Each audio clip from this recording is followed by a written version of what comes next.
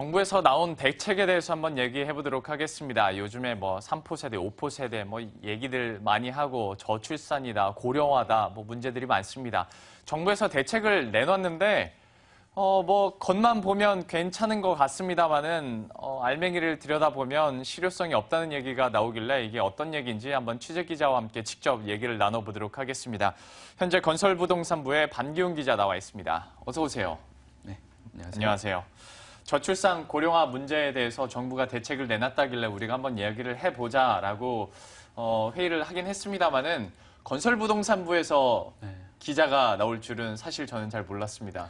네, 그렇습니다. 사실 이번 저출산 고령화 그 대책의 중심 자체가 해법 자체가 이제 결혼 쪽에다 포커스를 맞추고 있거든요. 근데 이제 결혼 쪽에다 포커스를 맞추다 보니까 또 결혼에서 가장 중요한 부분 또 집이지 않습니까? 신혼집.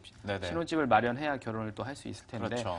그렇다 보니까 그 주거 대책이 이번 대책의 어떤 주요한 골자가 돼 있어서 건설부동산부에서 지금 다루게 돼 있습니다. 뭐 아시겠지만 뭐 결혼을 해야지 또 임신을 하고 임신을 해야지 또 출산율이 높아지고 당연한 얘기입니다만 그렇게 돼야 되는 상황인데 사실 요새 젊은 분들이 결혼을 많이 못하고 있습니다. 사실 잘 안 하려고 하고 있죠. 근데 이렇게 결혼과 연애, 이렇게 출산 이런 부분들을 다 포기를 하다 보니까 뭐 3포 세대라는 얘기도 나왔고 아까 앵커님께서 말씀하셨던 것처럼 5포 세대, 뭐 7포 세대까지라는 얘기까지도 나오고 있습니다. 그러니까 7포 세대는 뭐도 포함이 뭐 이제 뭐 꿈, 희망, 뭐 여러 꿈과 희망까지 가는 거예요. 알겠습니다. 뭐 기타 노후까지 모든 것들을 다 저당 잡힌다는 게 7포 세대인데 어찌 됐든 간에 이런 젊은이들이 많은 삶의 많은 여러 가지 부분을 포기를 하고 살고 있다는 얘기입니다. 그런데 일단 취업이 어려우니까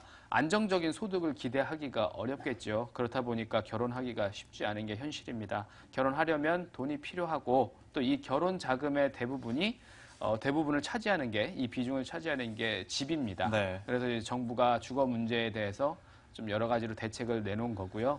신혼부부 대부분이 이제 전세를 또 시작을 하고 전세를 많이 알아보시죠. 그래서 또 전세를 원하니까 구체적으로 말하면 이 주거 대책의 대부분은 또 전세 대책이라고도 할 수가 있겠습니다. 뭐 이 계획 안에는 뭐 임산부들 지원 문제라든지 여러 가지 뭐 보건복지 쪽에 지원 방안들도 담겨 있습니다만 다 결혼이 전제가 돼야지 지원을 받을 수 있는 내용이기 때문에 이번 계획안의 핵심은 주거 대책이라고 할 수 있겠습니다. 정부 관계자 얘기 짧게 들어보시죠. 이 주거 문제를 해결하기 위해서 미리 결혼하기 이전부터 주거 문제에 대한 지원을 강화할 예정입니다. 그러니까 뭐 얘기인즉슨 결혼을 빨리 시켜서 아기도 낳고 해야 되는데 정작 젊은이들이 집을 못 구해서 결혼을 못하고 뭐 하다 보니까 아무래도 주거 대책이 주요 골자가 됐다라고 말씀을 해주셨는데요.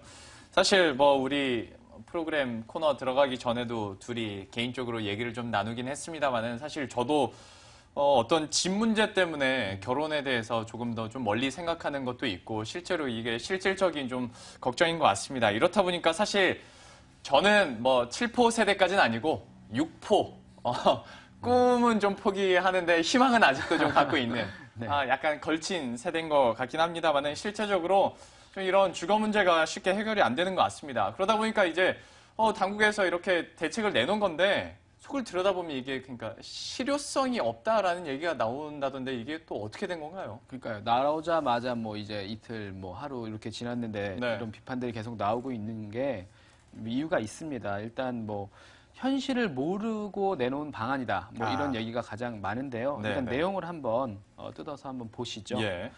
그동안 뭐 전세 임대 대출 지원 대상은 도시 근로자 평균 소득 50%에 해당하는 분들만 받을 수가 있었습니다. 근데 이 기준을 70%로 완화를 해서 좀 확대를 했죠. 이제 수입이 다소 적어도 전세 대출을 받을 수 있게 해주겠다. 이렇게 된 거고요.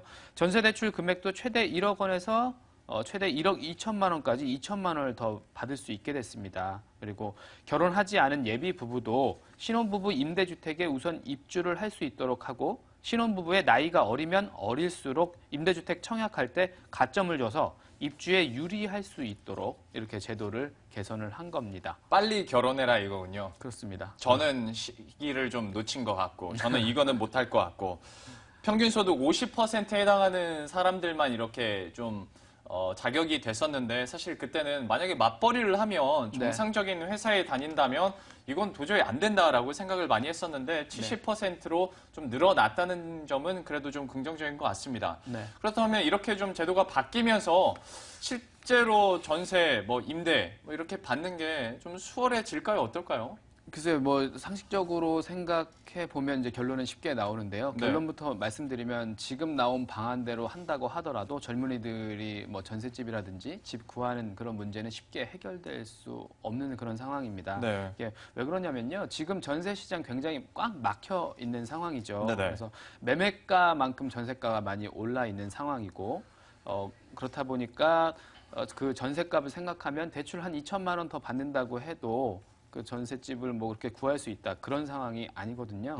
그래서 비싼 전셋값 감안하면은 이제 집 구하기가 좀 어려운 상황이고 그 가장 중요한 문제는 지금 전세 물건 자체가 없습니다. 네네. 매물이 시장에 나와 있지 않은 상황이거든요. 그래서 계속해서 이제 저금리 기조가 유지가 되고 있지 않습니까? 그렇다 보니까 집주인들이 뭐 기존 전셋집을 계속 내놓지 않고 기존에 있던 그 전셋집도 월세로 돌리고 있는 상황이고 네. 그렇다 보니까 더더욱 집 구하기는 좀 어려운 상황이고 예. 그 부동산 시장에 나가 보면 전셋집 그냥 내놓으면 한 한나절 반나절 되기 전에 다 나간다고 해요. 예. 그만큼 이제 물건이 없는 상황이고 또 그 집을 아예 전세를 구하기를 포기를 하고 아예 이제 수도권이나 뭐 이런 좀 외곽 지역으로 가서 빌라를 산다든지 아파트를 아예 매매한다든지 약간 지금 그런 식으로 돌아가고 있는 상황이지 않습니까?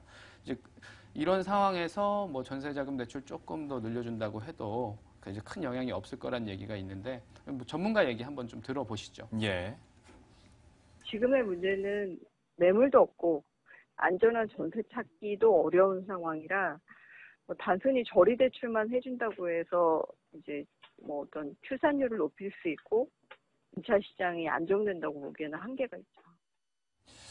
앞서서도 사실 저희가 김혜수 기자의 리포트를 보면서 진짜 물건이 없을 뿐더러 전세 물량으로 내놔도 만약에 융자받으실 거면 그냥 매매하세요라고 설득을 하더라고요, 부동산에서. 그렇죠. 예. 좀 그런 상황입니다. 거기에다가 뭐 요즘에 정부 측에서는 가계부채 계속 줄인다 하고는 있기는 하지만 또 분양시장 살려야 되기 때문에 대출 조금 더 해줄게 계속 이런 방안이 나오고 있는 상황이라 좀 아이러니하기도 하고 우리 같은 입장에서는 어떻게 해야 될지 잘 모르고 있는 상황인데 그렇다면 좀 한번 해결책을 그래도 이 안에서 한번 찾아보자고요. 그러니까 전세로 갑자기 이제 집주인들이 돌릴 리는 만무하고 네. 그렇다면 이제 정부에서 해주는 공공임대주택이라는 아주 좋은 게 있잖아요. 이걸로 어떻게 해결 가능한 건 아닌가요? 아까도 뭐 짧게 그 내용을 소개해 드리면서 이제 공공임대주택 부분에 대한 지원책들도 제가 소개를 좀 해 드렸잖아요. 네. 분명히 이번 주거대책 안에는 포함이 되어 있습니다만 여러 가지 그 현실적으로 또 이게 쉽지가 않은 게 일단 그 신혼 부부들이 뭐 이렇게 공급되는 공공임대주택을 잡아서 들어가면 참 좋겠죠. 근데 네. 이제 일단 재원이 굉장히 한정적입니다. 음. 공공임대주택을 지을 수 있는 네. 재원이 한정적이고 그렇다 보니까 임대주택 공급 자체가 원활하지가 않죠. 충분하지 못한 상황이고 이제 이런 취약계층 분들이 이용하실 입주를 해야 할 공공임대주택도 부족한 상황에서 이제 신혼부부 입주를 위해서 지원을 갑자기 확대를 한다. 이렇게 돼버리면 오히려 좀 역차별이 일어날 수 있는 겁니다. 쉽게 얘기하면 이제 들어가야 될 분들 꼭 취약계층이 오히려 소외당할 수 있겠네요. 네, 그렇습니다. 예. 이제 그런 여러 가지 단점, 이런 문제가 발생할 수 있는 거고요. 네. 근데 그 경제 상황이라는 거는 개개인마다 다 다르지 않습니까? 그렇죠. 뭐 신혼부부들 중에서도 네, 이른바 뭐 금수저를 물고 태어나신 분들도 그렇죠. 있을 테고요. 네. 그러니까 여러 가지 경제 상황이 다른 상황에서 그런 것들을 고려하지 않고 일괄적으로 지원을 한다면 네. 오히려 진짜 보호받아야 하고 지원받아야 될 그런 취약계층들이 피해를 입을 수 있다는 그런 문제점도 있습니다. 그래서 신혼부부랑 예비부부를 위해서 이렇게 확대한다는 이런 정책들이 실질적인 도움이 될 수 없는 그런 이유가 되겠죠.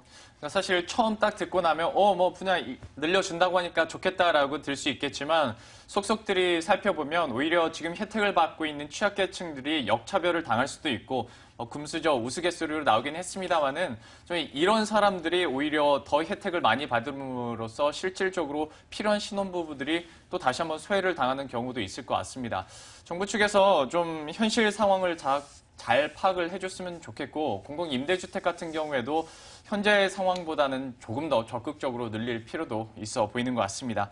전반적으로 정부에서 나오고 있는 방안들 그리고 그 실효성 논란에 대해서 한번 이야기 나눠봤습니다. 반기훈 기자와 함께했습니다. 고맙습니다. 네, 고맙습니다.